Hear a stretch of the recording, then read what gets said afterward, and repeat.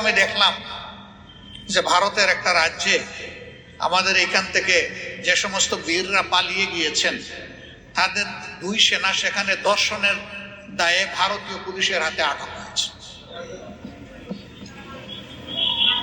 খাসলত মানুষের সহজে বদলায় না, যেখানেই যায় তার সাথে সঙ্গী হয় তার খাসলত।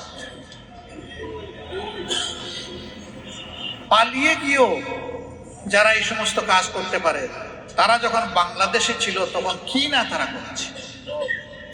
তাদের সোনার ছেলেরা আমাদের একটা রেসিডেন্সিয়াল ইউনিভার্সিটি, যেটা পূর্ব পাকিস্তানের প্রথম রেসিডেন্সিয়াল ইউনিভার্সিটি হিসাবে কায়েম হয়েছে, সেই রেসিডেন্সিয়াল ইউনিভার্সিটিতেই অপকর্ম করে তারা সেঞ্চুরি উদযাপন করেছিল। আপনাদের বোধহয় স্মরণ আছে। আমি নাম নিতে চাচ্ছি না, আমি তো জানি সেই ইউনিভার্সিটিটার নাম।